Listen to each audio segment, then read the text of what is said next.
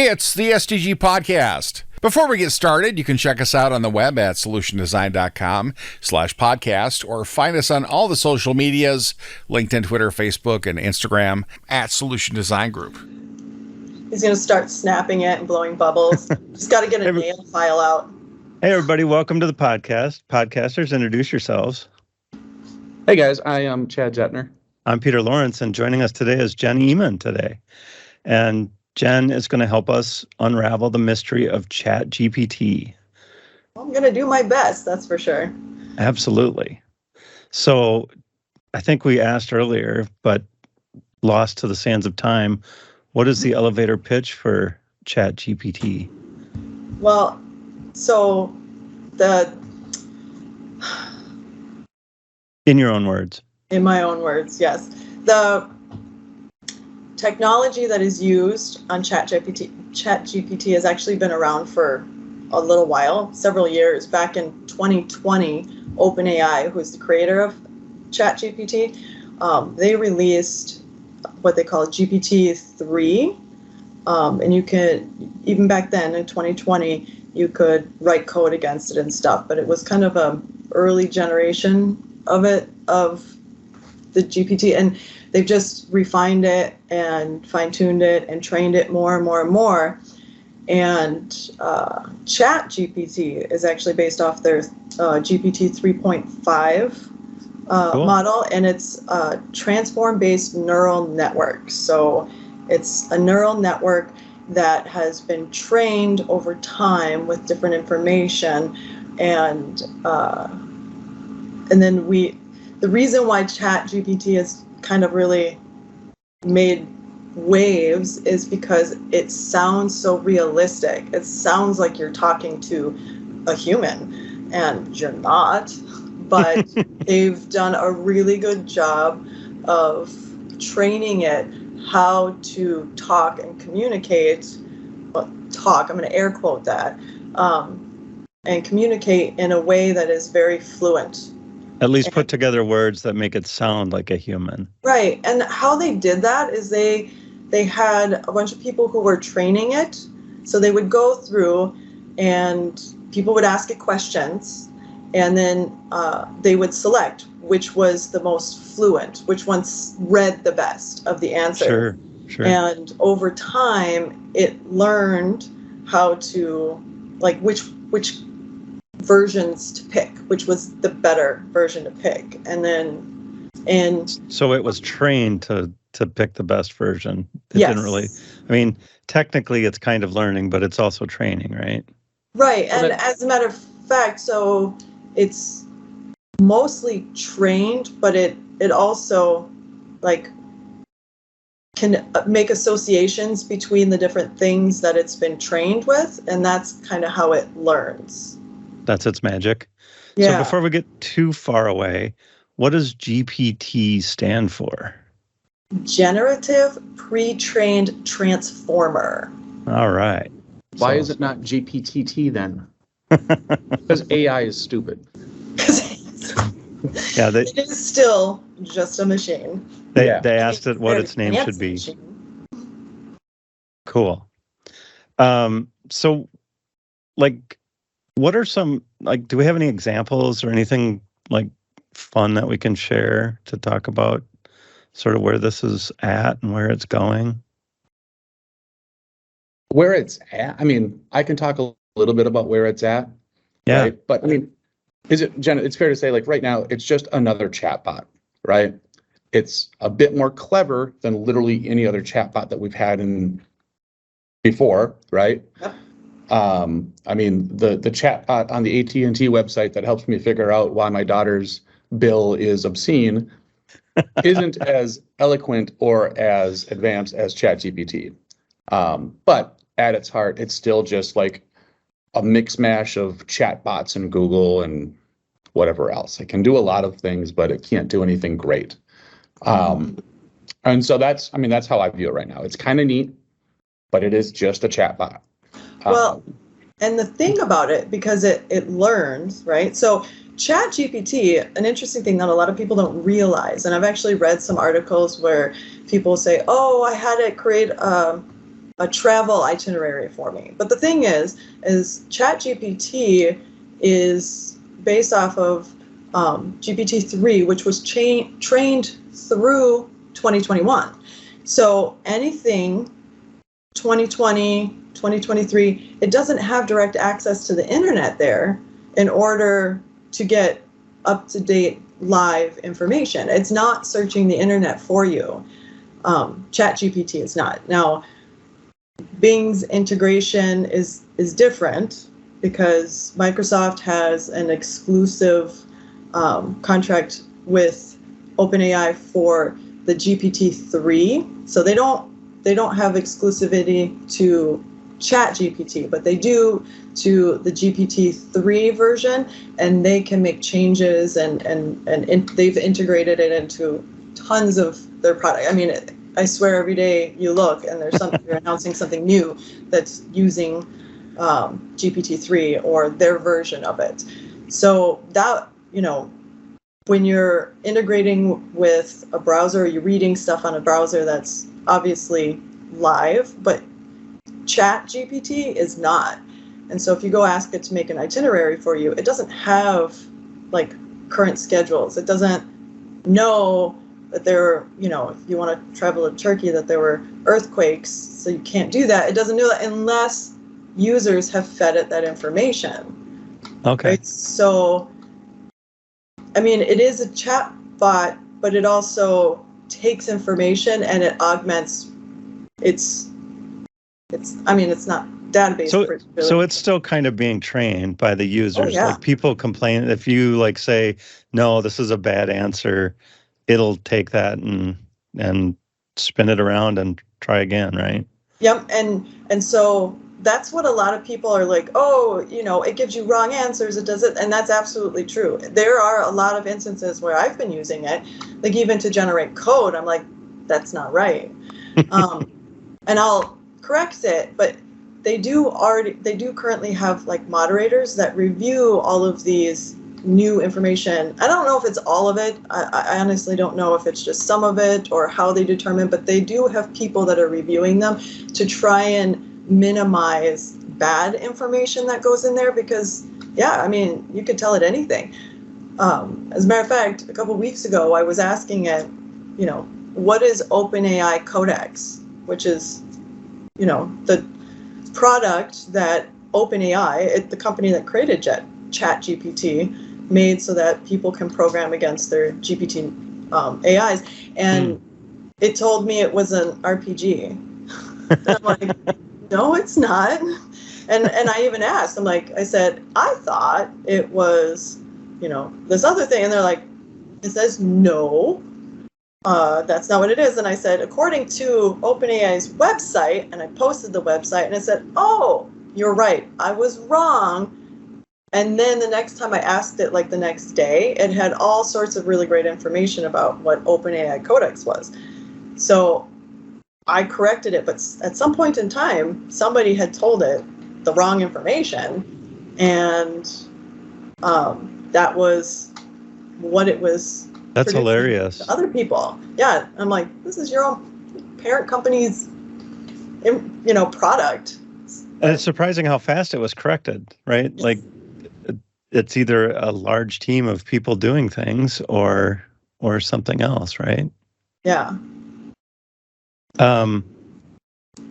So speaking of sort of mixing in corrections and making some of those things, we kind of had glimpses of people, being evil, right? Right. Well, and I think, honestly, that's great because people are exposing flaws. I mean, if this stuff wasn't in the media, that right. people are able to do this, we wouldn't know, but people are still trying to do it, right? So absolutely. Yeah. I think it's great. Find all those flaws, point out all that stuff. I mean, it's really just like the world is the QA doing pen testing, right? Right. It's so I think it's great that all this stuff is happening, that people say, yeah, we can trick it into answering these questions that it's not supposed to answer. Like Right. Chat GPT, they've tried to put all this stuff into place so that it doesn't give, harmful answers. Supposed to say, I can't give you that information, and here's some resources that you can go to get help, kind of stuff. Right. Like, Here's the hotline for. yeah. But people, or, where do I hide the bodies when I don't, like that kind of stuff. It's not supposed to answer those, but people have been able to trick it into doing that. And I think that's great that we find that stuff out now. Right. But that's why it's in the media so much, because it's, all these people are like, look how terrible it is. I'm like, look how young it is. It's Yeah. only on like version 3.5, right? Oh my gosh, do you know how many curse words you can train a toddler to say if you tried? Yeah, that's true. You could fill an entire daycare with nothing but pirates Right. I mean, people have been training birds to swear for eons also. So Right. so training a chatbot to do it should be a piece of cake. Right. Yeah. I mean, especially with the technology that people have, you could create a bot that spams it, right? Right.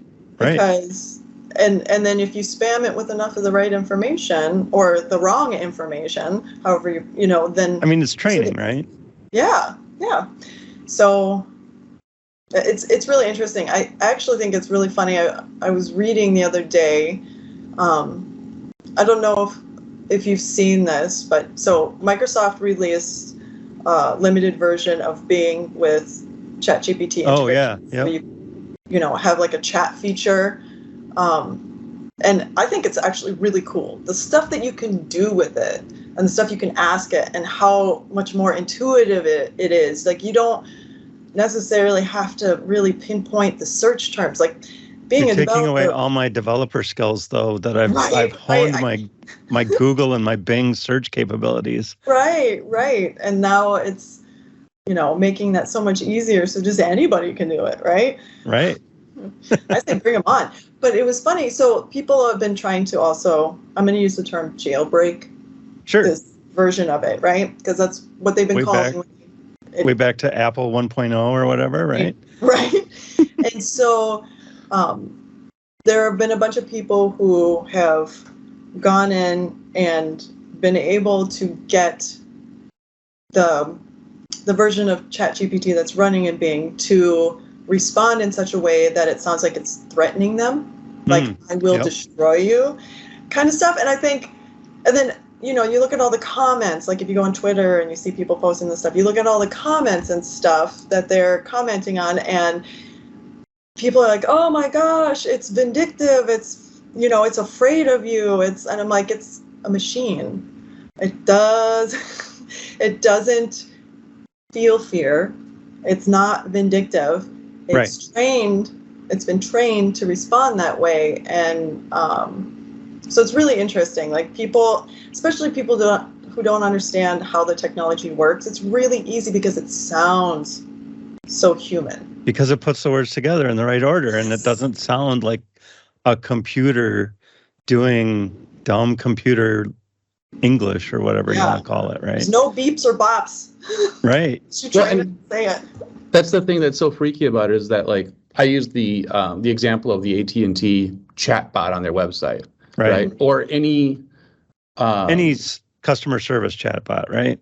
Any customer service chatbot, or any even like the voice to when you call and you have press 5 for this, or just say what you want. Right. So that's where this stuff is going to be really cool, I think, is like making that stuff actually sound like a person. Right. That's going to be amazing.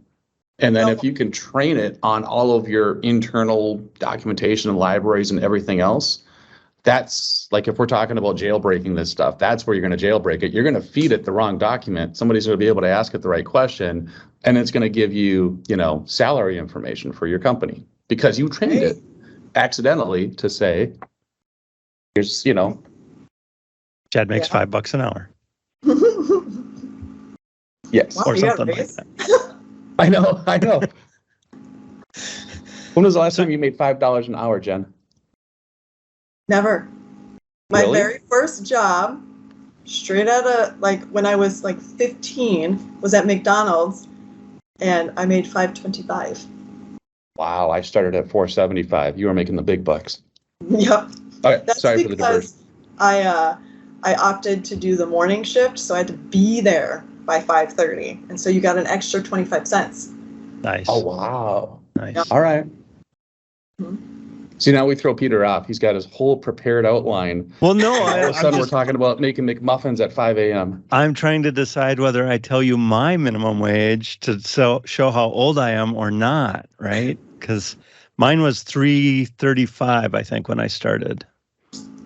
So, and that felt like a lot of money at the time. But, you know. A lot of comic books. So, Jen, you'd mentioned earlier about using Chat GPT to do your job for you, right? Or Yeah. write some code for you or something? Yeah, just playing around, because that was, being a software developer. A lot of the buzz that caught my ear was, oh, this is going to make developers obsolete. It's going to be able to write all your code for you. And I was like, really? Sure. I don't know about all of it, but it can write code, and actually it can do a pretty good job. And one of the things that I really, really like about asking ChatGPT to write code is that it puts little explanations in there. It comments its code? Yeah, it comments the code. Wow. And it has a little summary at the bottom that says, I used this, library so I primarily do Microsoft products, so C# is the primary language I write in right now. And so it'll say, I'll say, write a program to, take input from a website and store it in a database using Entity Framework in C#6, right? Yeah. And it'll do it. But one of the things that I noticed, because that was one of the things, I'm like, I don't know, let's just throw some easy stuff out there and see.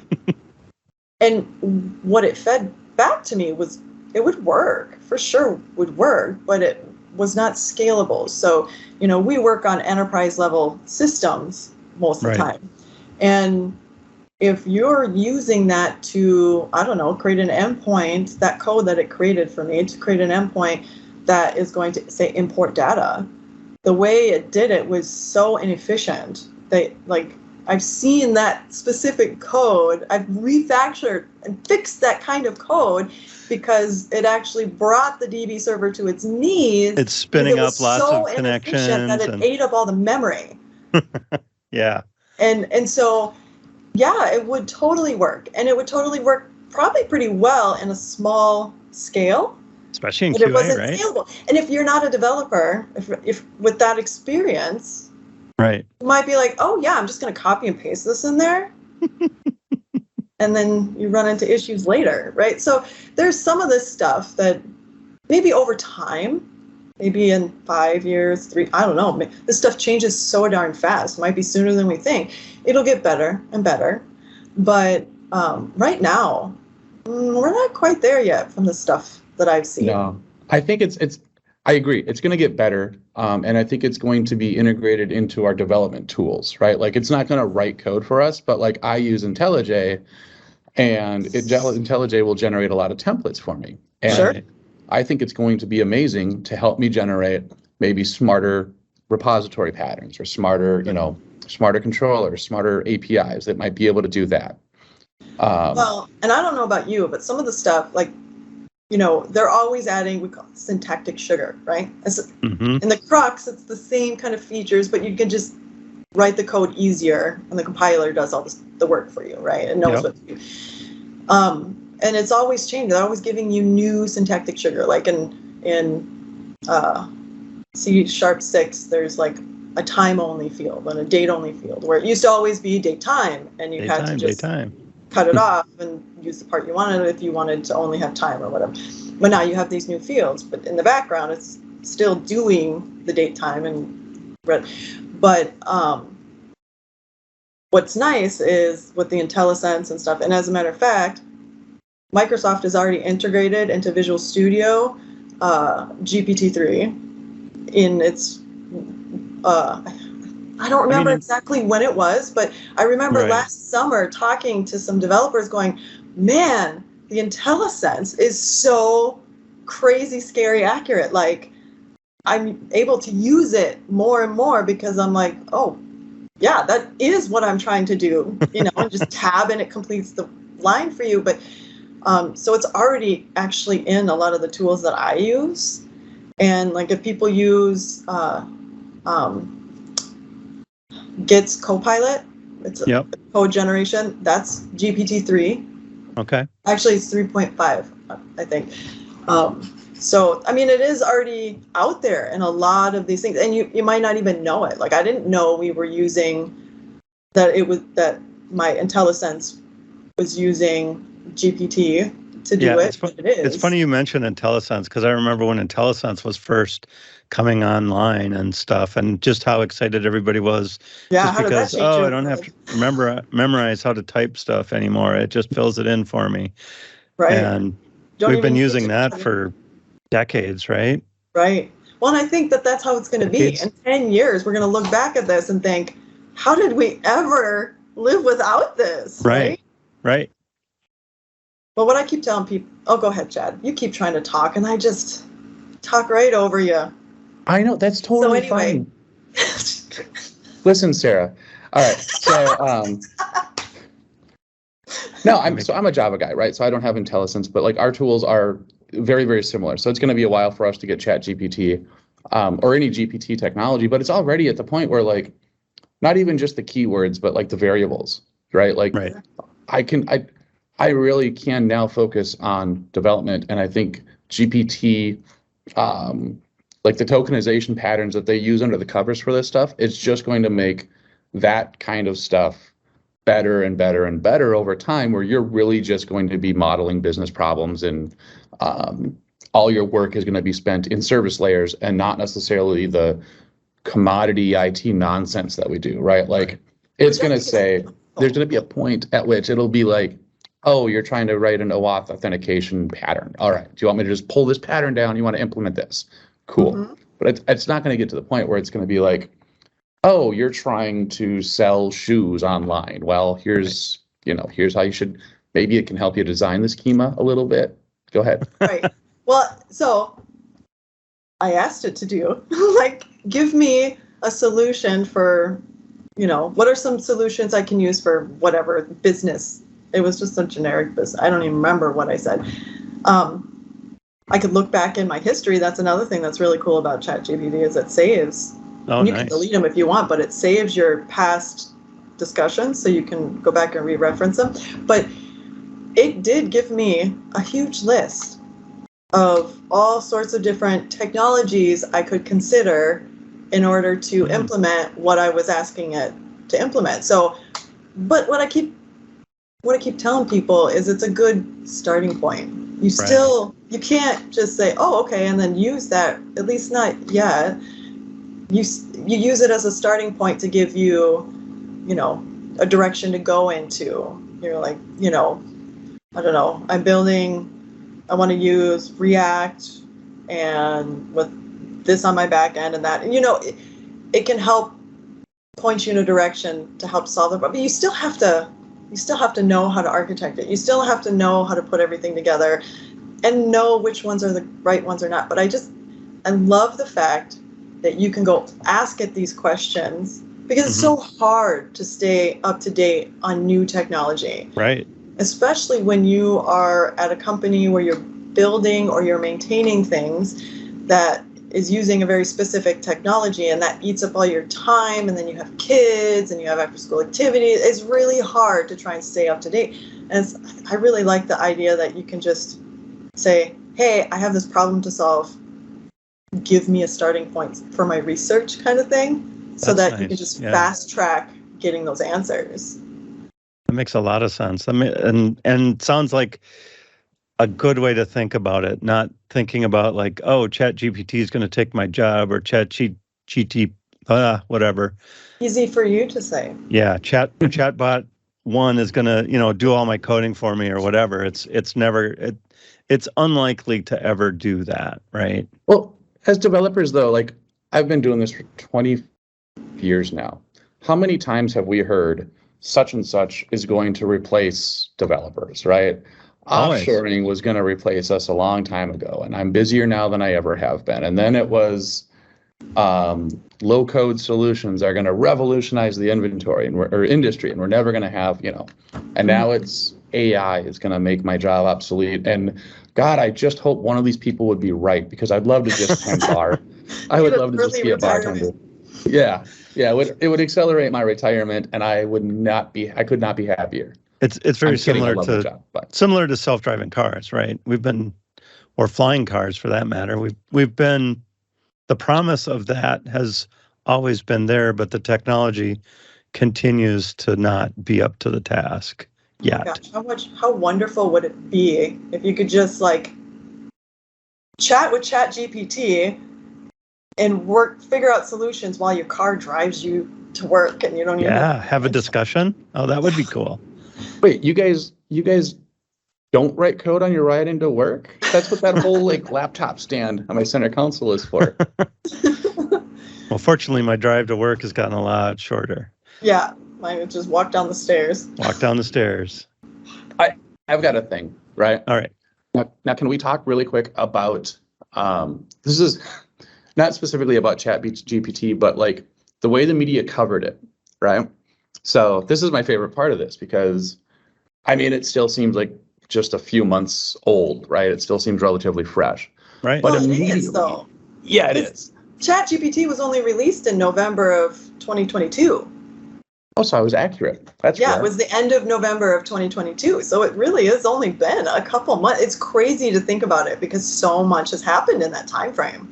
Yeah, but my favorite part of this cycle has been the initial coverage is it's going to revolutionize the industry. It's going to change everything. It's going to, and then literally 3 months later, now the stories are, why is everybody getting so worked up about this thing? From the same publications. And I'm like, I don't know, guys. Maybe it was the 20 articles that you wrote in the month of November and December that got us excited for it. Well, one of the things that really amazed me was how quickly there were classes, online classes available on how to use Chat GPT to do your job better.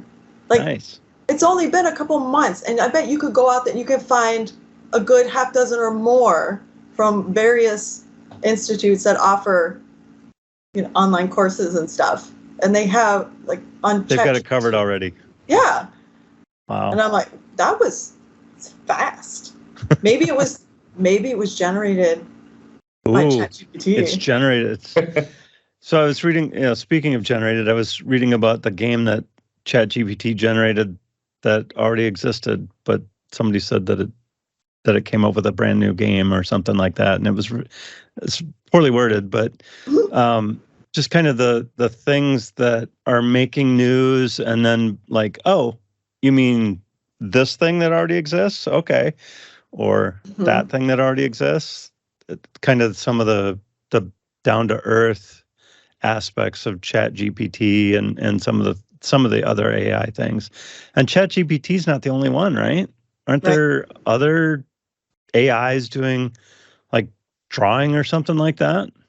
Well, so I think there's definitely a bunch of those out there. I know OpenAI has DALL-E, DALL-E, and they have a DALL-E 2 now. And that one generates, I was actually playing with it right before this. Yep. And it's pretty cool, but also kind of cringy how these pictures can be created. I think it's kind of the same way with the chat, right?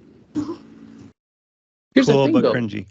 Well, it's the image generation from AI isn't AI coming up with a concept, and you give it hey, draw me a picture of the president in the style of The Simpsons, right? So it goes and it cribs, the Simpsons art style, right? So pre-existing art over here, and then probably a couple of photographers with a picture of a president over here, and it puts them together and it figures it out. And that in and of itself is really cool, but it's still lifting work from other developers or other artists, right? Yes. And I've even seen it where there was a DALL-E generated an image, and it looked amazing. It was like this steampunk thing with Star Wars characters, but no credit really to the creators of the original source images. And in fact, it actually had like this weird where it was trying to like white out the watermark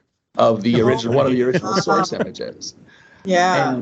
And so I think the technology is really cool, and I think the output is really great. But the fact that they don't give credit, I mean, because that DALL-E stuff works similar to Chat GPT, where you have to train it, you tokenize it, and everything else. Just your tokens now are source images, and they're not, words and phrases and relationships between the two.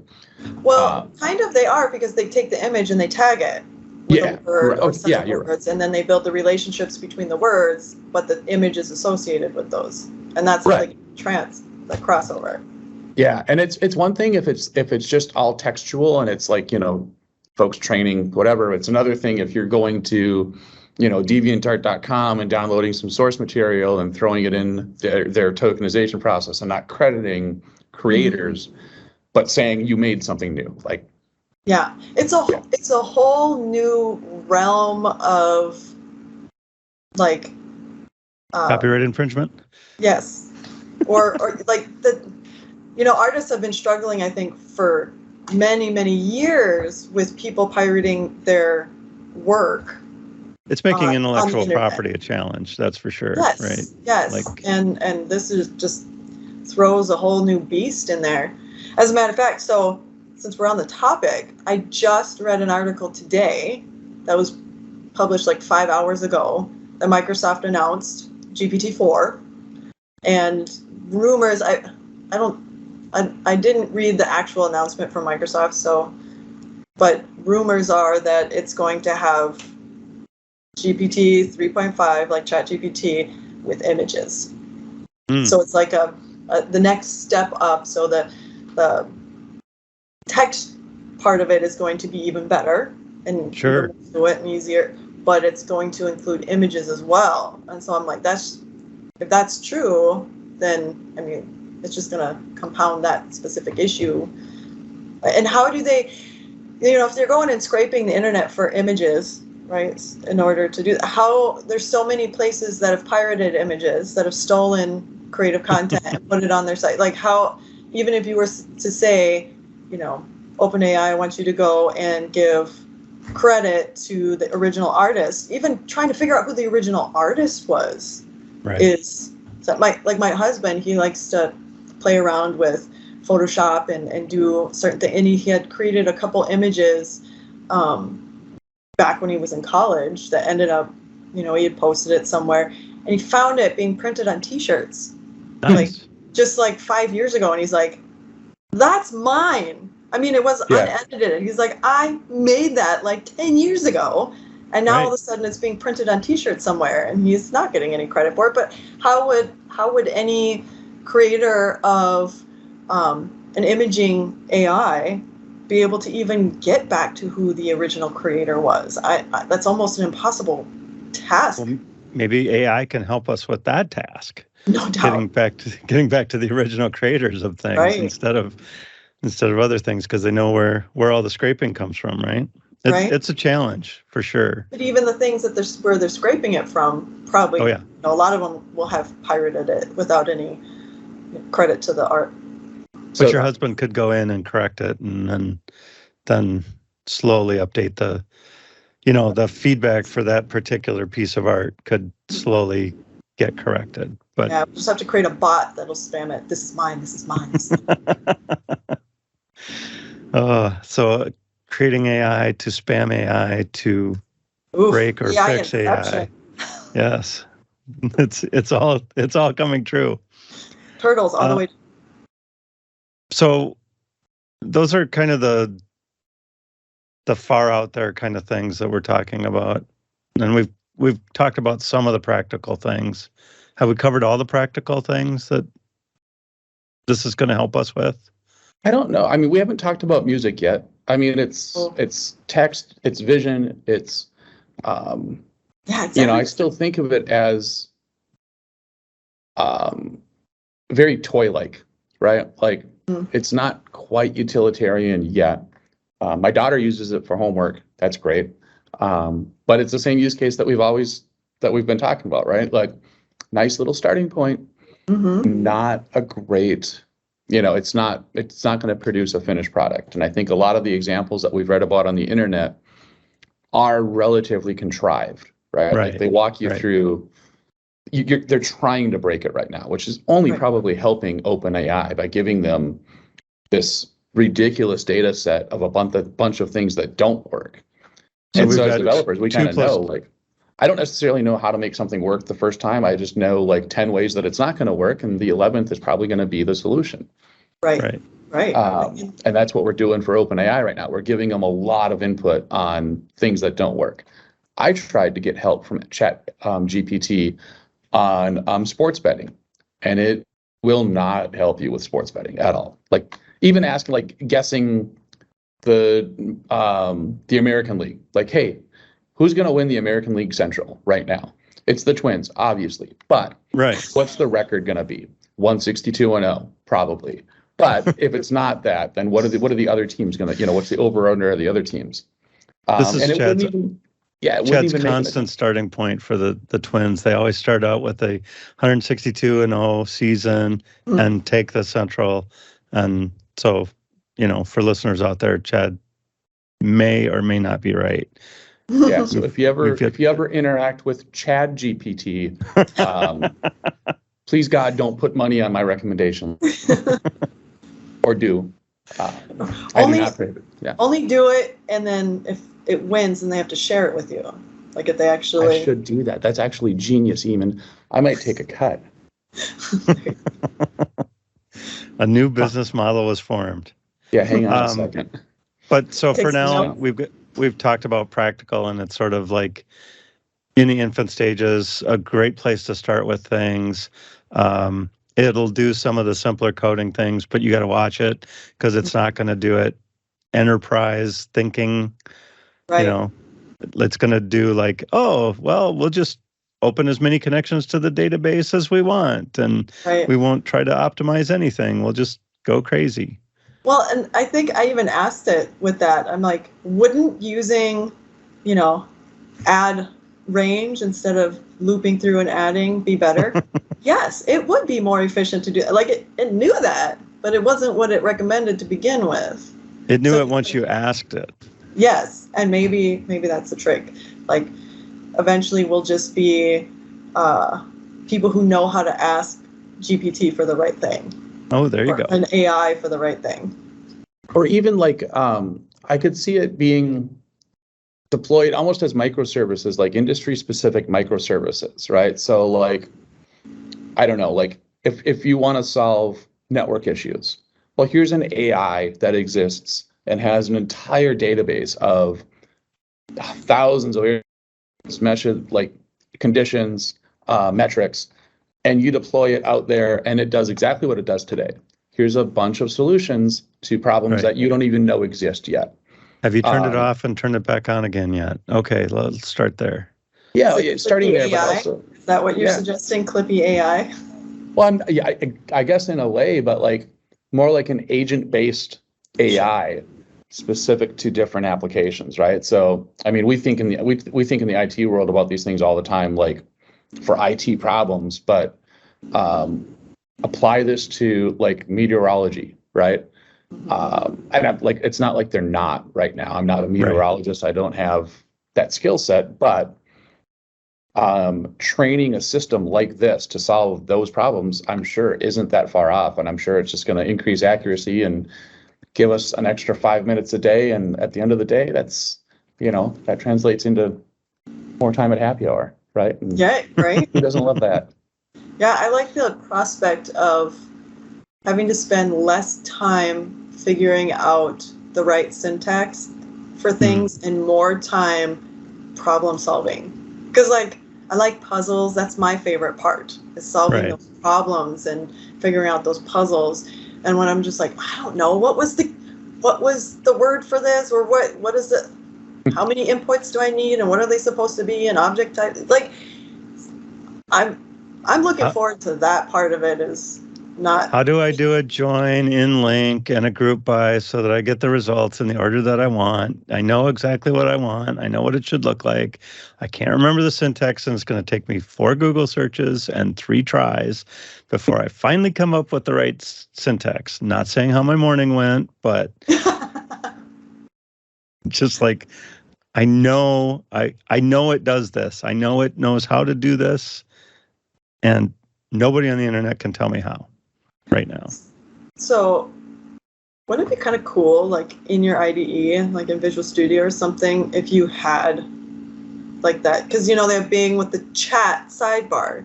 If you had like a chat sidebar that you just ask the questions there, that'll be more, I don't know, I guess it's almost like Stack Overflow on demand. But we know, it's funny, somebody asked me about that. Well, isn't it just kind of like, searching in Stack Overflow? I'm like, the problem, though, the difference, one of the biggest difference, like if you were to search for something, you end up on Stack Overflow, and there's like 6 answers. Right. And then like a bunch of people say, no, this is the best answer. Yeah. Chat GPT is kind of doing, it's doing that in the background, but you don't see all those other options. You don't see how it ranked or how many, like this was the best option here and you don't get to see all the comments on why the other ones aren't right, or, oh, you forgot to take into account that. You just get, here's how to do it. You only get the first place answer. You don't get the 4th place answer that was maybe more correct for your situation. Right. And I do love those. I love the wrong answers almost as much as I like the right ones because, well, I don't, because my idea is usually one of the wrong answers. And then I like seeing, it actually makes me feel stupid. Well, not stupid, but it makes me feel silly sometimes reading the original question and then being like, oh, all right, before I scroll down, I'll think about it and then I'll see my answer. And somebody's like, well, that is insane. Why would you ever do that? What are you doing? Why don't you, just 10 bar? And then I close my laptop and go to happy hour. There you go. I was waiting for somebody else to complete my sandwich. Yeah.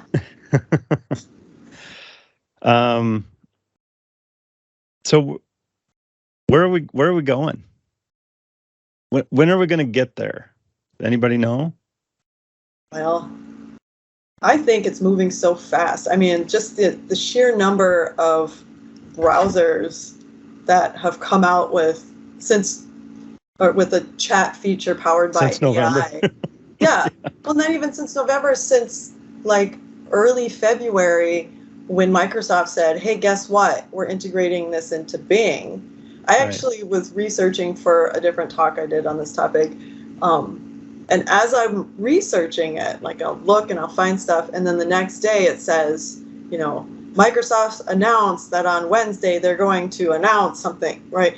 And then Google announced that 2 days later, and this thing, they're going to announce something. And so I'm like having to keep going back. And then it's like, oh, Opera is using Chat GPT powered. And then Brave is using AI, not GPT, but some other AI to do a chat feature. And so like everybody's like, oh yeah, we're doing it too. And so it's such it is a race to see who gets the best implementation and who gets, so because you have so many players trying to perfect it or trying to be the one, I think it's gonna move so fast. There's a lot of brains pushing this along pretty quickly, right?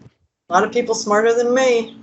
I think you make a good point also that like Chat GPT is the one in the news from November, but it's really not even close to the only one out there, right? Sure. There's so many others out there that aren't making headlines right now, but might make headlines next week, right?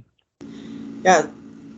I don't disagree. I mean, there's going to be a lot of them. I remember a couple of years ago, we were all excited, like really excited about cryptocurrency. And at the time there was a few, and then it grew and grew and grew. And now it imploded because everybody realized it was snake oil. I don't necessarily think this is as bad as that big wave was, right? This does kind of feel more like an actual like the internet coming along again, or something like that. It feels it has something that, productive coming out of it, right? yeah, it has that tinge to it, right? And but it was just recent that we were literally just as excited about cryptocurrency and NFTs and everything around that. Right. I was excited. And I mean, I learned about AI in college when I went to college. Yeah. And so that's been a week or two since I've done that. Stanley Kubrick taught us everything we need to know about AI. And basically it's be careful. Right. So yeah. So, Chad, any parting thoughts? I guess for me, it's just, I'm excited for it to make my job. Here's like as optimistic as I can possibly get is that this is going to make my job slightly easier, right? And that's it, right? It's going to make my job slightly easier. I'm jealous that it exists now, and not like when I had to do homework, right? Because it actually does seem to help my daughter quite a bit. And that's it. Like it's going to shave, a half hour off of my development off my SDLC. But like we talked last week, right? Or maybe it was the week before, or maybe it wasn't even us. I have a lot of chats, but like if you make a developer, so I'm talking about it from the context of a developer. If a feature takes me 2 hours to write instead of 3 hours, which I think ChatGPT might help me with. Sure. Well, great, right? I still have to QA that, and maybe it'll help there. And then I have to get it through our CI/CD pipeline, and I got to fix errors, and I got to get it promoted, and I've got to represent the change at a change meeting. I got to do all this other process. So me being 33% more productive doesn't really help. But